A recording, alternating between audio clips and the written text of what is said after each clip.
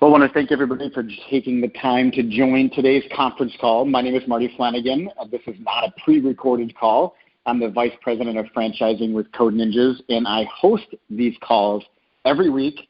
I've been doing them in the U.S. and Canada for the last couple of years, and we just started doing these calls for Code Ninjas in the U.K., which I just came back from the U.K., and we were there hosting our second Discovery Day. We have now 5 franchisees in the UK, which is really exciting to already have 5 franchisees in the UK. We have about 5 more that are in the back half of this, which are in their paperwork process. So looking to have 10 franchisees already aboard in the UK. And we just launched in the UK 5 months ago. And if you're just joining us, my name is Marty Flanagan, the Vice President of Franchising with Code Ninjas. And I host this call is specifically for the UK, and I've been doing these calls for the US and for Canada for about 2.5 years. And really how these calls work is pretty simple. The first part of this call is just really giving you an overview of Code Ninjas, and then letting you ask whatever questions you have for Code Ninjas and during the Q&A segment.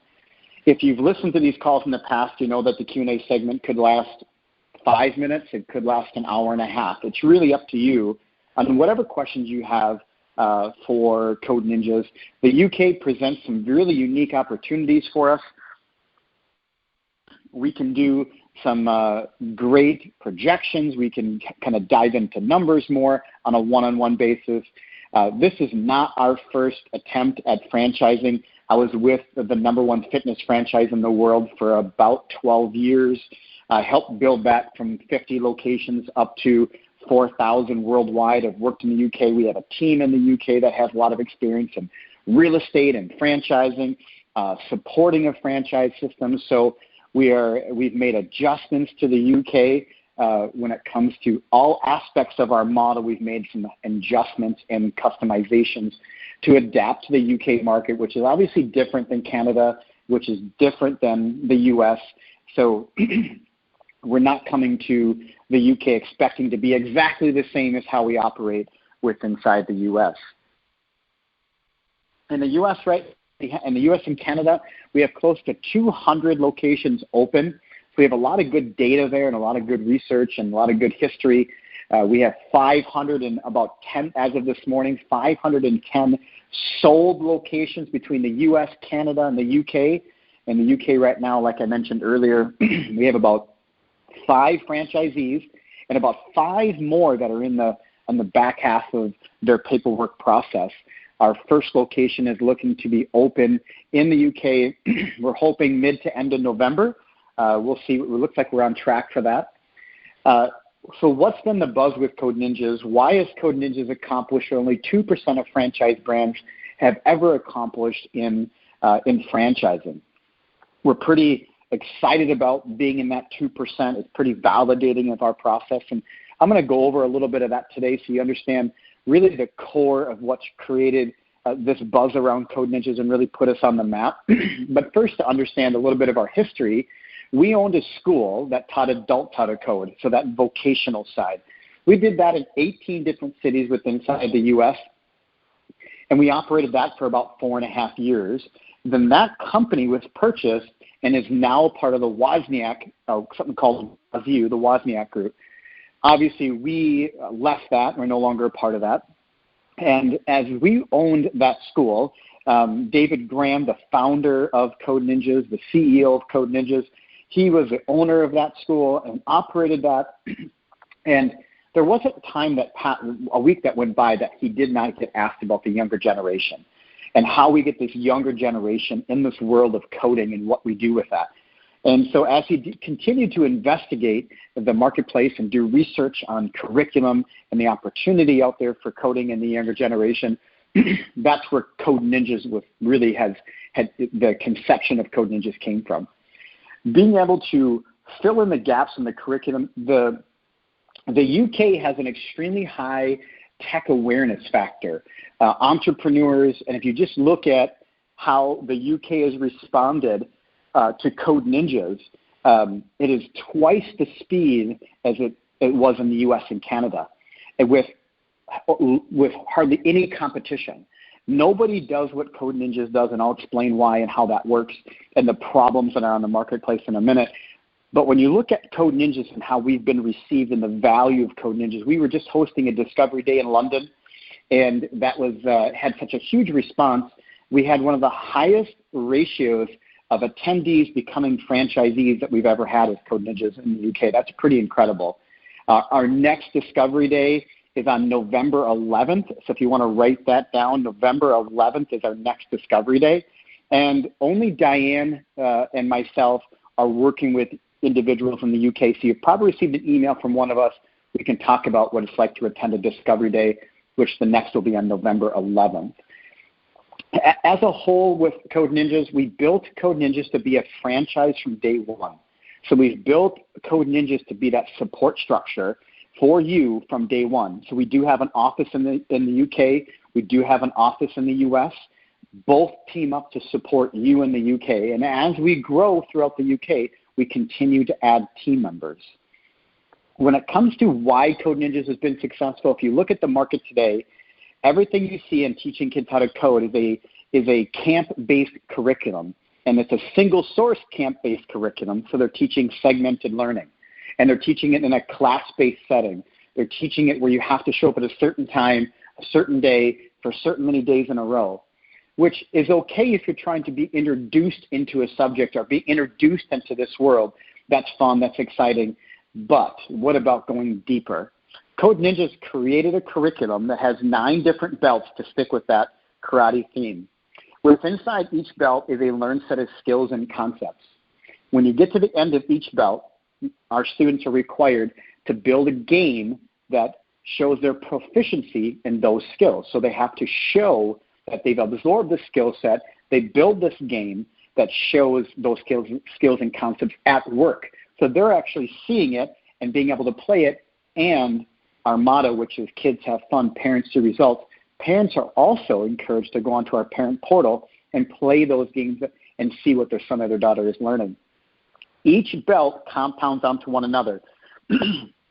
So as you work through the Code Ninjas curriculum, every belt works with the other. So it's cumulative learning. They're all intertwined and work together.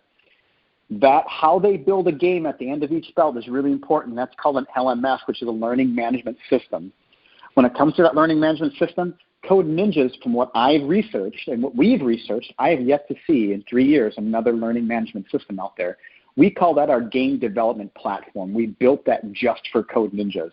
And it's designed specifically for the skills and concepts that are being learned within inside each one of those belts. So as they work through each belt, they're learning a skill, putting it into practice, learning another skill, putting it into practice.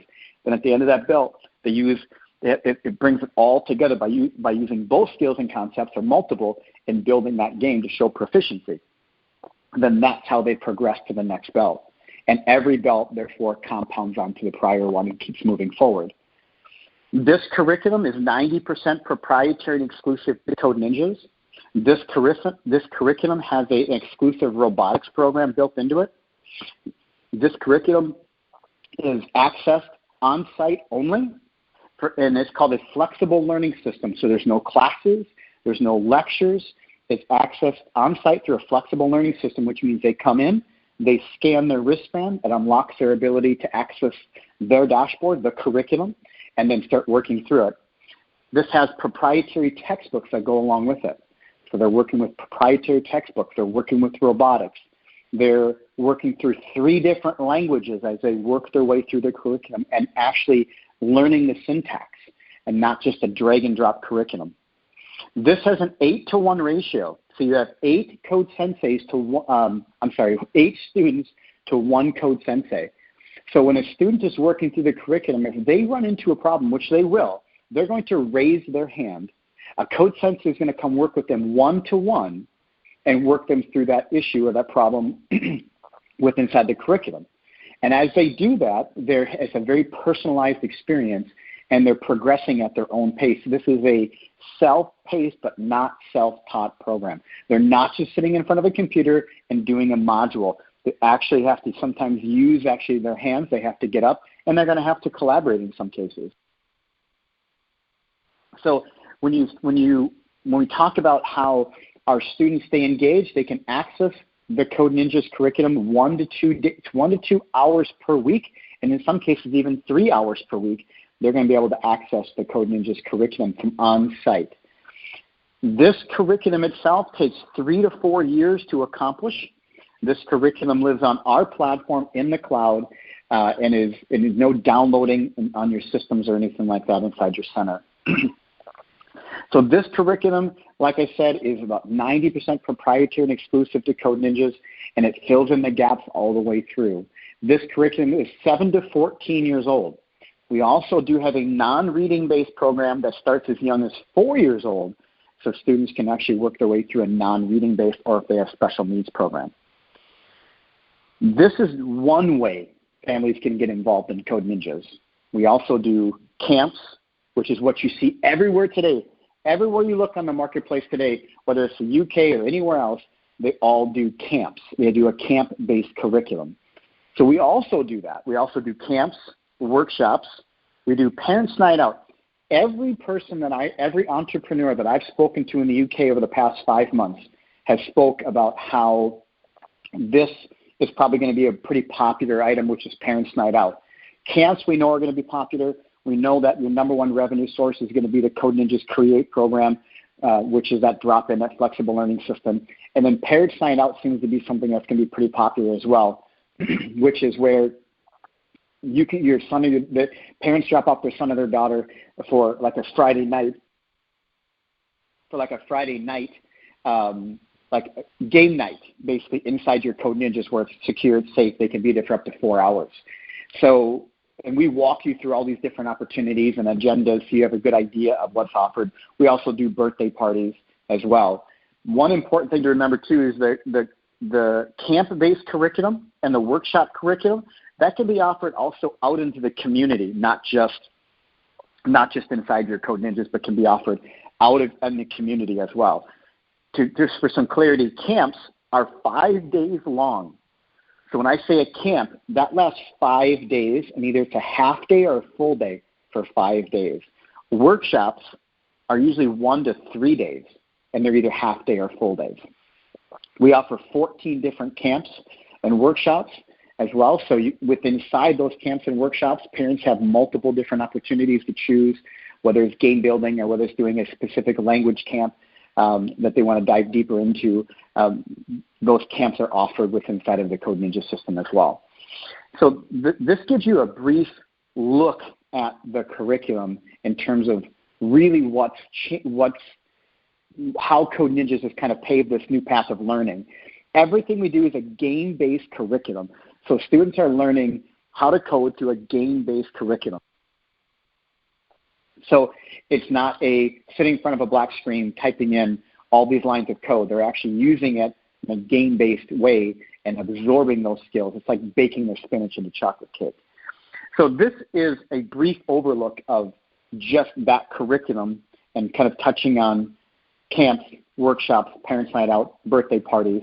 We've done a lot of work in the UK to identify Code Ninjas as a service-based business, not a educational-based business. We don't run alongside with accreditations because there isn't any for coding.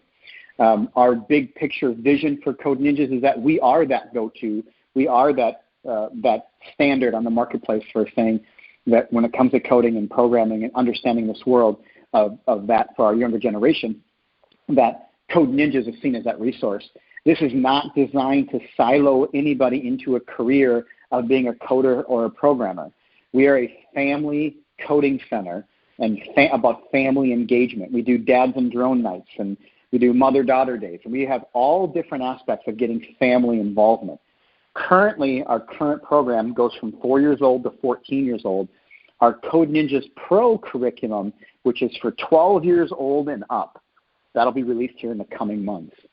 We have everything in line for the UK for sourcing everything locally, from insurance to our what they call FF&E, which is furniture and fixtures, all that branding stuff, signage companies. We even have fit-out companies that are there in town. We've done a lot of work with planners, so we understand the planning aspect of your Code Ninjas when it comes to the council and having that approval process and how that works. We have done quite a bit of work on paving that way for you so that you're able to have a smooth path forward. The number one responsibility for any Code Ninja center is to deliver that exceptional experience. Number two is to coach and teach the Code Ninjas curriculum. You're not out there trying to find a new curriculum. It's all in line for you, and we're continually adding and sharpening it. Our headquarters in the U.S. here, we have 14 curriculum developers on staff who are focusing on curriculum development. We have Code Ninja franchisees that are on staff and helping with the operational side of developing Code Ninjas so that when you're out there running your center, you can focus on delivering that exceptional experience and not get bogged down with some sort of detail that doesn't necessarily build your center and make it more successful and focus on that curriculum development. You don't have to do that. Or try to find a trend or something that's keeping up with the changes on the marketplace. We do that on a regular basis. This gives you a little bit of an overview of who Code Ninjas is. I do these calls the exact same. I do this first 15 minutes to give you that overview and then open the line up for you to ask whatever questions you have. And today we have about 30 people on the call, so if you have questions, fantastic. Let's go to those questions. If you don't have questions,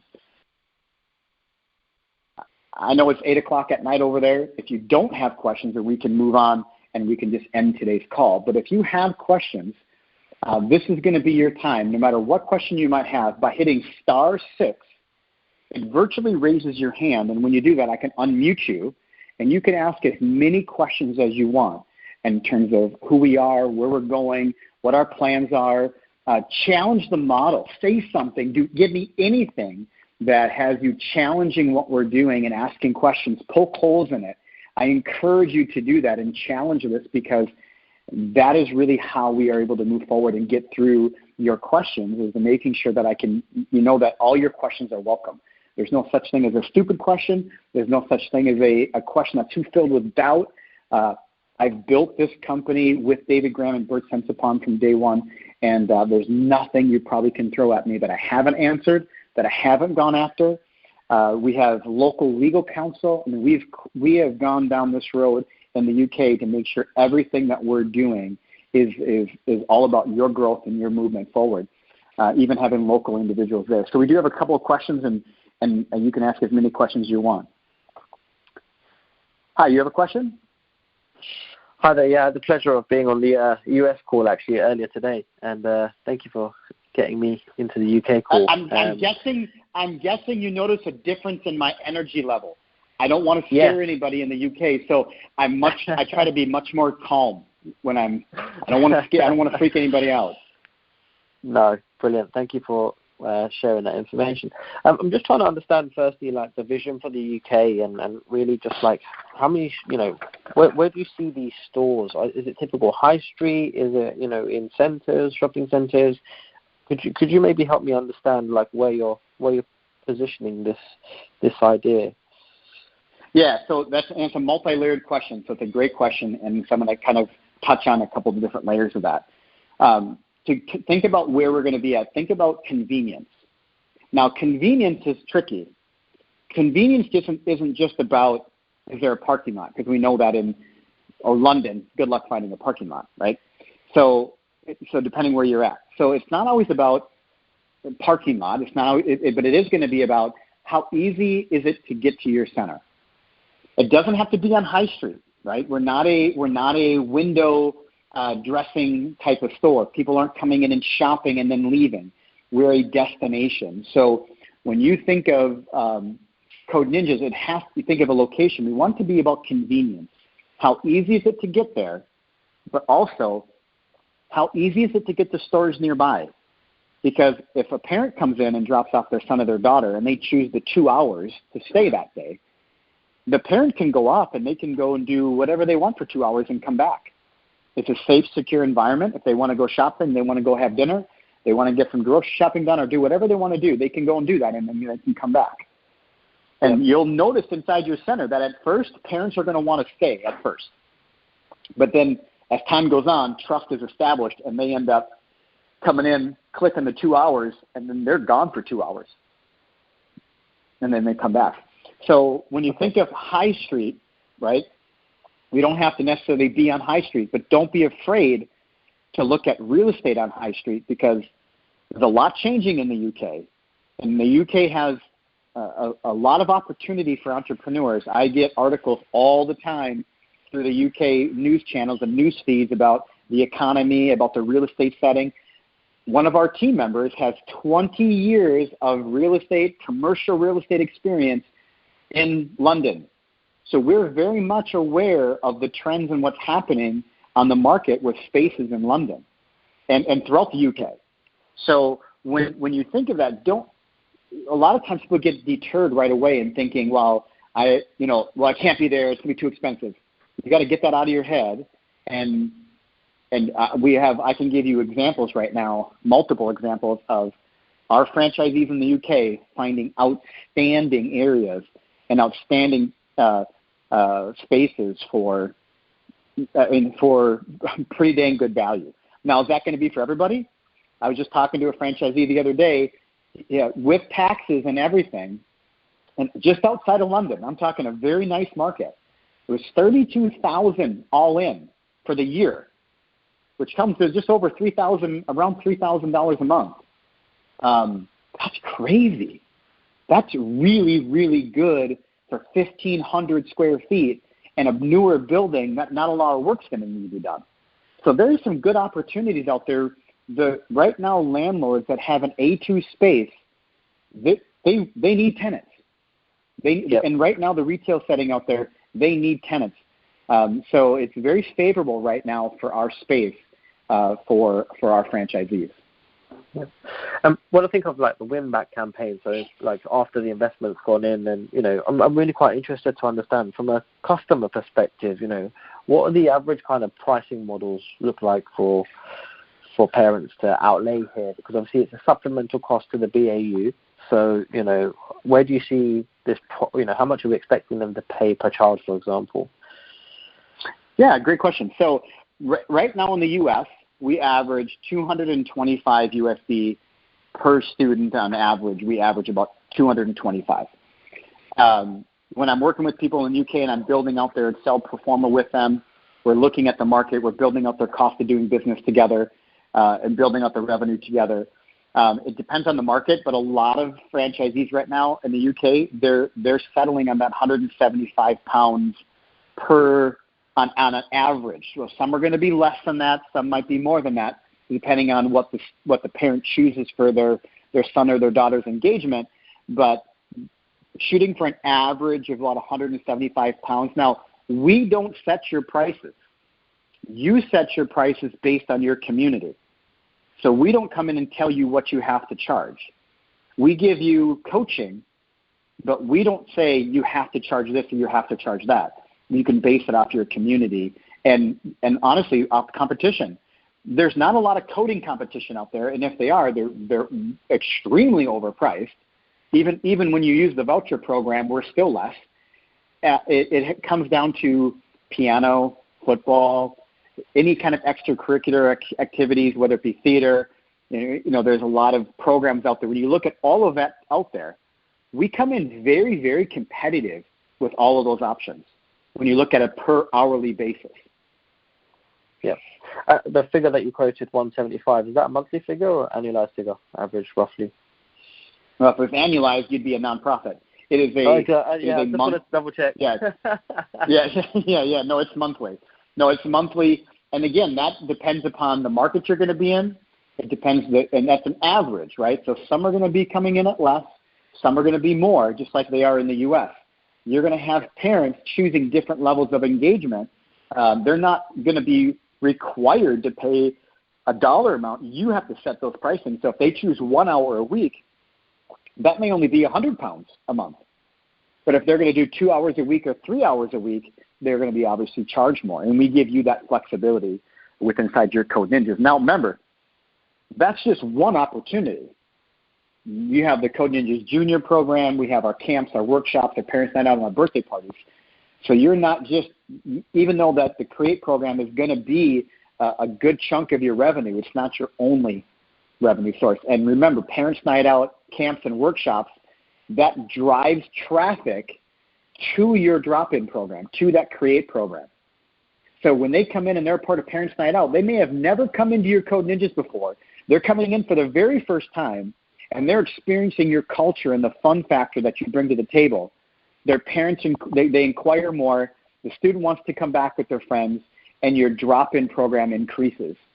And that happens with camps, workshops. This is proven history with 200 locations now almost open, proven history that the more exposure you get inside your Code Ninjas of new families, your drop-in program increases. The franchisees that embrace that culture aspect, that experience aspect, they're typically the more successful franchisees. Yeah. Sorry, just a couple more questions, and just while I've got you, the first location, it'd be great to kind of see and experience. You talk about experience, and I think it's really, really important for me. 1st of November, where is that going to be? Because I'd love to be there, just try and experience that. Yeah, so the first location, obviously we don't know exactly when they're going to open. They're right now in council. We received an email this morning that says their decision from council on what they're going to be approved for is going to be October 14th, which means they'll probably open anywhere from 30 to 45 days after that, as long as there's no other hang-ups.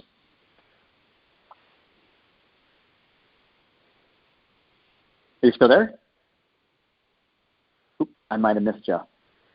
I think I lost you. I think you may have dropped. One other thing with that, so just touching on that, we also, the November 11th Discovery Day, we're all hands on deck. Bert Sensipon, myself, and David Graham, and the UK team, we are there on site hosting that Discovery Day. And we would love for it to be open so we can take everybody over there. Even if it's under construction, it would be great to be able to bring everybody over. Hi, do you have a question? Hi, yes. Yeah, it's about property again. And just wondering, do you have a UK agent appointed currently looking for properties for you?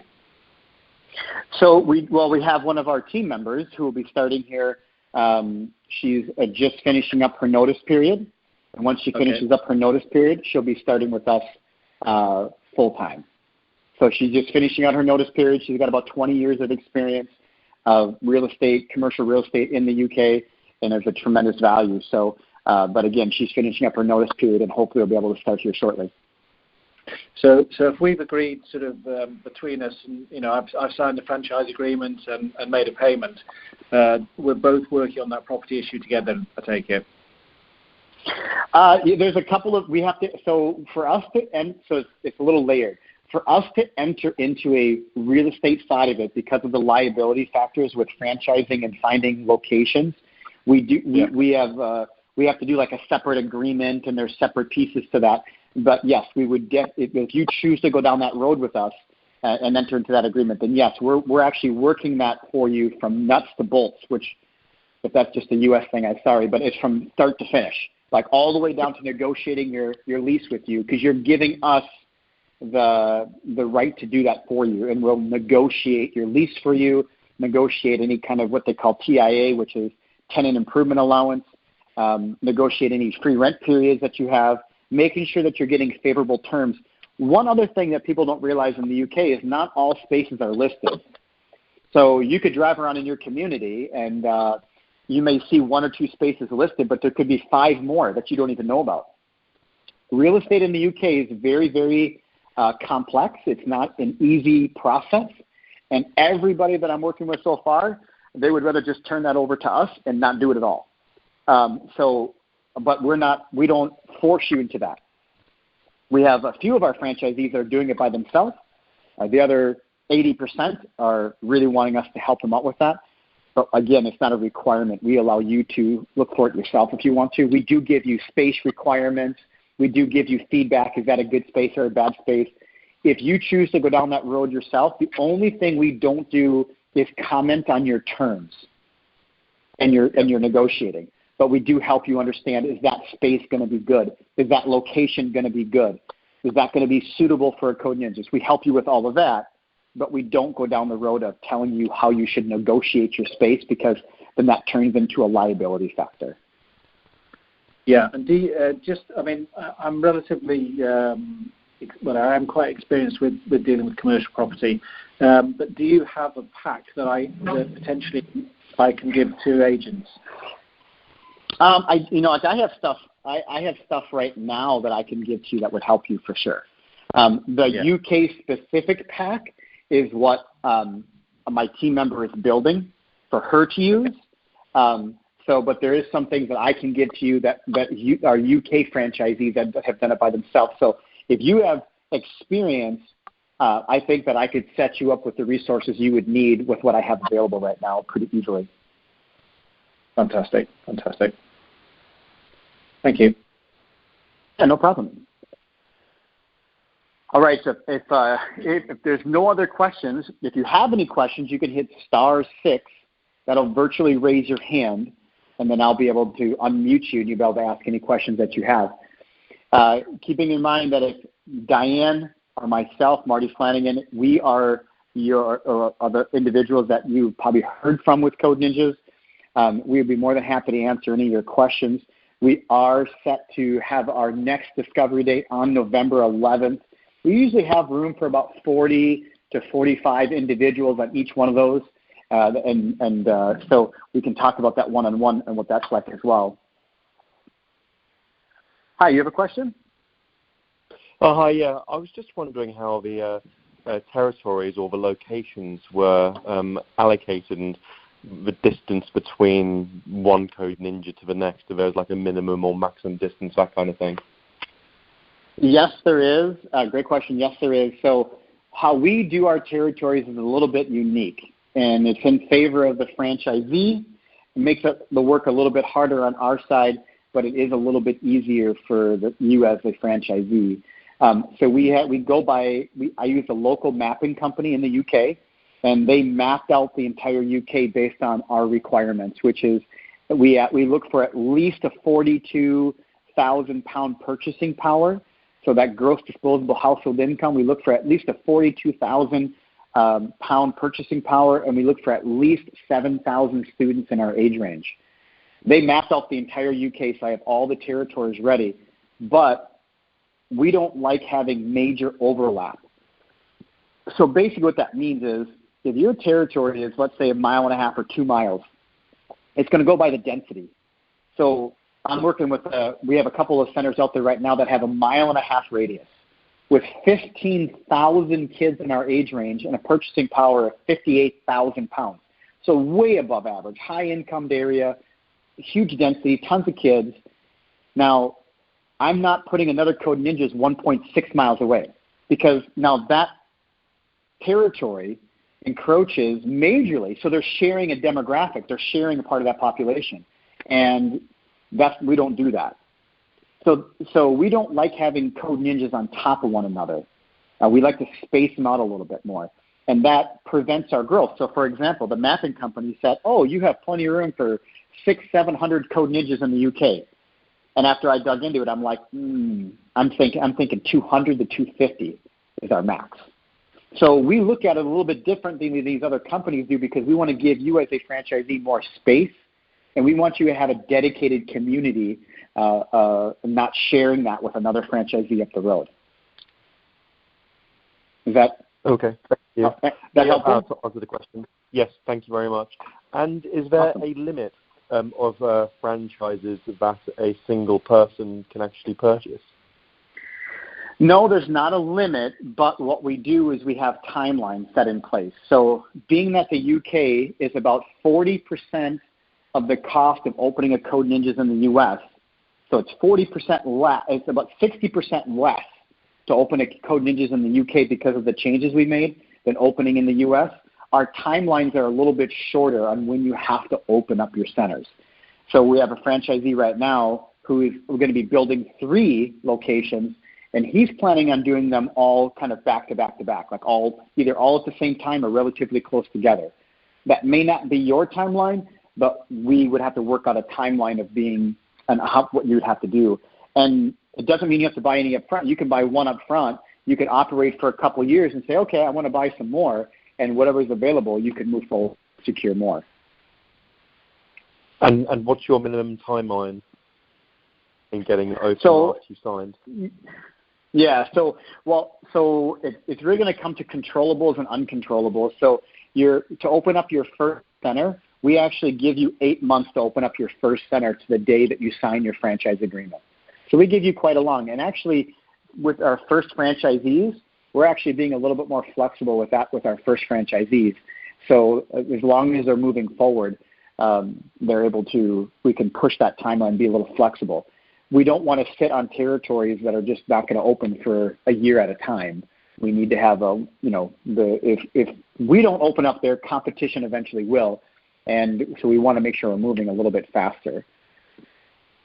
But we give you 8 months to get your first location open, and we'll be flexible with that based on when you come aboard. Okay, thank you. And very last question. Sure. Revenue in regards to return on investment. What kind of timelines do you have on that as an average? So a couple of things. One, we help you really refine that in the UK. Franchising laws in the UK allow us a little bit more flexibility in what we can show you for live data. In the US and Canada, Australia, New Zealand, you can't show live data. It's against franchising law. But in the UK, we can. So I actually can show you live data as long as it's a comparable market. So I can help you refine those revenue costs actually more than a typical setup. But as an example, in the U.S., we average $20,000 U.S. Per month, dollar revenue per month. We average about $20,000 in revenue per month in the U.S. And our centers cost they cost to run about $11,500 to operate on a monthly basis. And we help you. I have a nice Excel pro forma that's all done in pounds. So when it comes to building out your center and your projections, we can do that together. And I have a very nice document that we can use together for that. Okay, thank you very much. I don't know whether you've got more questions lined up. If not, I do have one more in regards to how. Imagine I turn around and go, yeah, this is an amazing idea. How long would it take me to actually get something signed up and a franchise purchase? Well, the great thing in the UK is that if you said, Marty, I want to do it right now, I could send you the agreement, and you could be a franchisee by 9 o'clock. So it's pretty quick if I'm coming aboard. When it comes to opening, again, we give you 8 months, and the longest part of this whole process for you is going to be council approval. Once we have precedence through council, it's going to be much faster. But until we have precedence, I believe our first location submitted their application 2 weeks ago, and on October 14th, that's when the decision is going to be. And we have a professional barrister opinion written up. We work with the largest planning organization in London. So we feel very confident, and with everything, all the work and money we've put into the opinion side of it, the planner, the barrister feel very confident that we'll have our approval. And so if you look at their timeline, it's only about 2 months that they had to go through council, which normally takes longer. So that's pretty exciting that it's going to have a shorter timeline.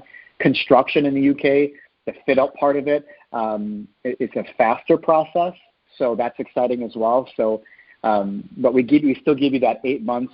If you look at our very first franchisee, if everything goes according to timeline, they'll be about 6.5 months, 7 months into from when they first signed the franchise agreement to the day they open. Okay, fantastic. Thank you. All right, thank you. That was a lot of good questions. Hi, you have a question? Hi there. Yes, sorry, my was the first one, but my phone cut out. Which was yeah, I saw that. I was like, geez, I guess I offended the guy, and he hung up on me. I missed the location. Sorry if it's a repetition question for anyone else. I missed the kind of initial locations and potentially where we could see this in operation in the UK. Yeah. So when you think of actual where you can see this in the UK, it doesn't have to necessarily be right on top of a high street. You can have, it's not a window dressing type of situation. So you want to look at convenience of how convenient is it to get to you. Safety is a factor, obviously. making sure it's obviously a good neighborhood. We're not going to approve a location that's not. And also how convenient it is to shopping nearby, whether it's restaurants, coffee shop. We do have a nice lobby. We always encourage parents to stay. We have a coffee bar, tea. They can sit there. They can enjoy the peace and quiet of our lobby, because our lobby is not a part of the dojo. They're two separate pieces. So if they want to stay on site, they can, or they can leave. So really, when it comes to location, you want to think of a A2 type of location for which is a service-based retail, and it doesn't have to be right in your face off High Street. That's not a bad place to look no matter what, because you never know what's going to be there for you. But it can be off of High Street as well. Sure. And I had a question around the kind of franchise fee and the ongoing costing element of them. So do you take something from like a monthly perspective or per student perspective, like a portion of the business as an ongoing go forward, or is it just the franchise fee and that's it, and then any kind of other costs? No, we do an 8% monthly royalty, and it's per transaction. So it's a per transaction basis. You're not writing us a check. It's all done automatically through our system, so you don't have to think about it. And there's reports you can run to make sure everything is legit. You don't have to worry about being scammed or anything like that. We have to follow UK franchising laws. We use one of the number one franchising attorney firms in the UK called Bird and Bird, which is twobirds.com. So we are very much on the legal side of things. We have our trademark in the UK. We have a bank account in the UK. We have our LTD in the UK. We're as serious can be, and as legit can be out there. So just I've got it here. So 29. I think on your US site, it's 29,000 upfront plus 8% per transaction. It's £24,000. So we have a UK website as well. When you're on there and you click on franchising, it actually says UK or US. And when you click on the UK, it goes in there. But it's a 8% monthly royalty. It's a £24,000 franchise fee, and you can expect to have your starting place to open up a Code Ninjas at about £100,000. Use that as your starting place. So when you think of opening a Code Ninjas, think to yourself, my starting place is £100,000. Some franchisees might do it for less. Some franchisees might do it for more, depending on the size of your space, depending on the location, the time of year. But think of £100,000 as your starting place. Okay, brilliant. And that's £24,000 right now for the first 15 franchisees. That £24,000 includes travel for one person to come to the U.S. for new franchisee training. So just kind of throw that out there as well.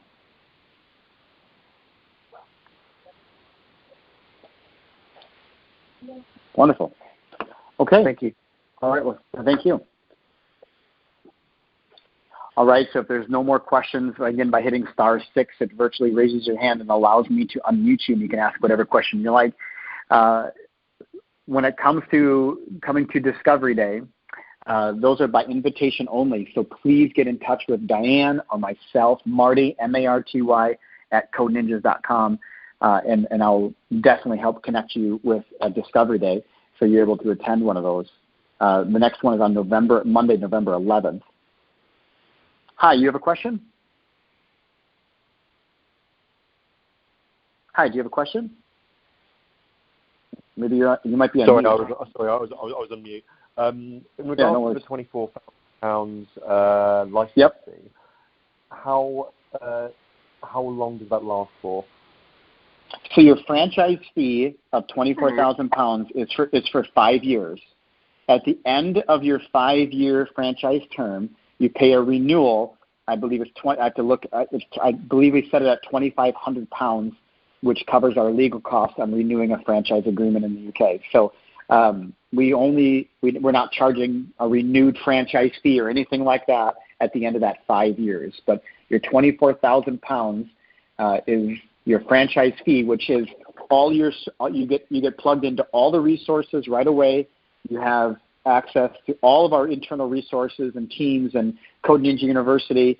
You're supported by our team up until you open, and that £24,000 includes travel for one person to come to new franchisee training and that is you securing your territory that nobody else can be in there.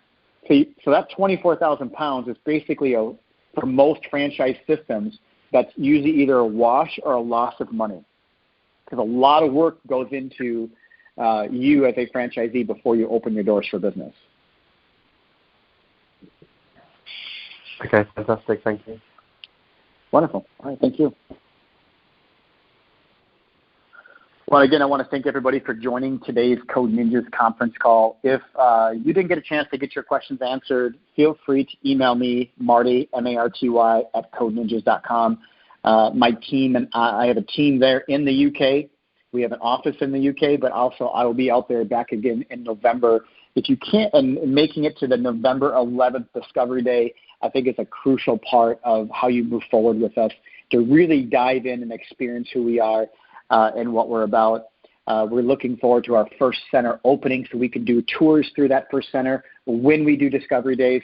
Going through one of our centers when it's not Discovery Day will be very, very difficult because we are a child-focused center, and just having adults come in randomly is not going to work. But if you would like to know more and like to learn more about Code Ninjas, like to set up a one-to-one, please feel free to email me, Marty at codeninjas.com. And I thank you for your time this evening, and enjoy your weekend.